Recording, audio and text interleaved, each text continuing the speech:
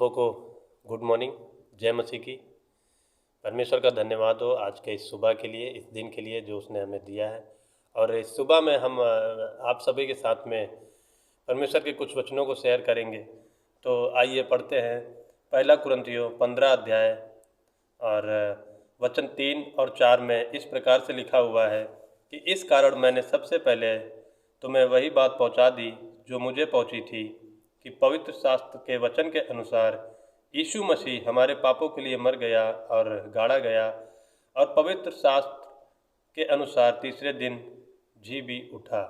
तो यहाँ पर हम पढ़ते हैं, देखते हैं कि कुरिन्थियों के 15 अध्याय में कि परमेश्वर जो है हमारे पापों के लिए मारा गया और हमारे पाप, मैं सोचता हूँ कि हमारे पाप जो है, मैं पाप करता हूँ लेकिन हमारे पापों का भुगतान कोई कैसे कर सकता है।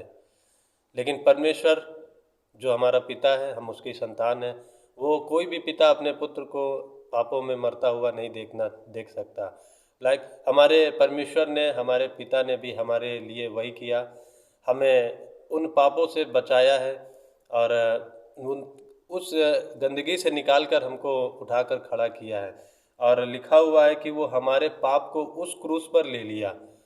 हमारा जीवन जो हम खुद से नहीं बचा सकते थे, जो हमारा जीवन है वो हम हमारे पापों का कुछ भी कर ले, लेकिन हमारे पाप की सज़ा हमको मिलनी थी, लेकिन परमेश्वर ने हमारे उन पापों की सज़ा अपने ऊपर ले लिया और अपने आप को उस कलवरी क्रूस पर कुर्बान किया। तो वचन भी लिखा हुआ है वचन लिखा हुआ है पहला यूहन्ना 1:7 में, यीशु का लहू हमें सब पापों से शुद्ध करता है। तो यीशु का लहू, यीशु ने जब अपना बहुमूल्य लहू क्रूस पर बहाया तो उसका एक एक लहू हमारे हर एक पापों को हमें जो है शुद्ध करता है। हमारा जीवन पाप से भरा हुआ था, हम गंदगी से भरे हुए थे, लेकिन परमेश्वर का लहू, परमेश्वर का वचन और उसकी धार्मिकता हमें हमारे पापों से जो है शुद्ध करती है। बस हमें उस पर विश्वास करना है, उसके पीछे चलना है, क्योंकि हम देखते हैं कि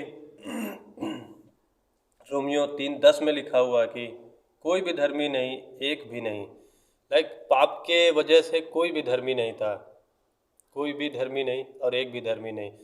पाप की वजह से हमारी धार्मिकता नहीं थी, पाप की वजह से हम धर्मी नहीं थे, लेकिन परमेश्वर ने अपने बहुमूल्य लहू को बहाकर, क्रूस को उठाकर, वो उसने हमें धार्मिकता हमें दी है, हमें अपना पुत्र बनाया है और हमारे सारे पापों का दाम उसने उस क्रूस पर चुकाया है। तो यीशु का लहू हमें सब पापों से जो है शुद्ध करता है। और यीशु जब क्रूस पर था तो उसके ऊपर बहुत सारी चीज़ें थी, सारे पाप मसीह के ऊपर थे, संसार की सारी बुराई और शैतान उसके खिलाफ थे। वो अकेला था क्रूस पर, लेकिन परमेश्वर ने क्रूस पर अकेले होकर भी उन सारी चीज़ों पर उन्होंने शैतान पर भी जय पाई, संसार पर भी जय पाई और हमारे पापी स्वभाव को भी उसने जो है जीत लिया है। तो वचन हम देखते हैं कि उसने हर चीज़ों पर जय पाई, शैतान पर भी, संसार पर भी और हमारे पापी स्वभाव पर भी, और हमको जो है शुद्ध किया है। क्योंकि वचन बताता है कि यीशु का लहू हमें सब पापों से शुद्ध करता है और उसने हमको शुद्ध किया है, हमारे हृदय को शुद्ध किया है। और हम देखते हैं कि रोमियो 6:23 में लिखा हुआ है, क्योंकि पाप की मजदूरी तो मृत्यु है, परंतु परमेश्वर का वरदान हमारे प्रभु यीशु मसीह में अनंत जीवन है। हमारा पाप जिसमें हम डूबे हुए थे, और आज हम देखते हैं कि पाप की मजदूरी सज़ा होती है। हम पाप करते हैं और सज़ा कोई कैसे ले सकता है हमारे लिए, लेकिन हम देखते हैं कि प्रभु यीशु मसीह ने हमारे पापों के लिए उसने उस क्रूस को सहा, उस सज़ा को लिया अपने ऊपर और वो उस क्रूस पर सारे दुखों को उसने उठा लिया। क्योंकि यूहन्ना 3:16 में हम देखते हैं, वचन में लिखा हुआ है, क्योंकि यीशु ने जगत से ऐसा प्रेम किया कि उसने अपना इकलौता पुत्र दे दिया ताकि जो कोई उस पर विश्वास करे वह नाश ना हो परंतु अनंत जीवन पाए। तो उसने जगत से प्रेम किया, हमसे नहीं किया, आपसे नहीं किया, वरन सारे जगत से उसने प्रेम किया कि उसने अपना इकलौता पुत्र दे दिया। आज हमें ज़रूरत है कि हम उस पर विश्वास करने की, आज हमें ज़रूरत है उसके पीछे चलने की। और हम जब विश्वास करते हैं तो परमेश्वर हमें अनंत की सुरक्षा देता है, अनंत का जीवन देता है। और वचन भी इसी प्रकार बताता है कि पाप की मजदूरी तो मृत्यु है, परंतु परमेश्वर का वरदान हमारे प्रभु यीशु मसीह में अनंत जीवन है।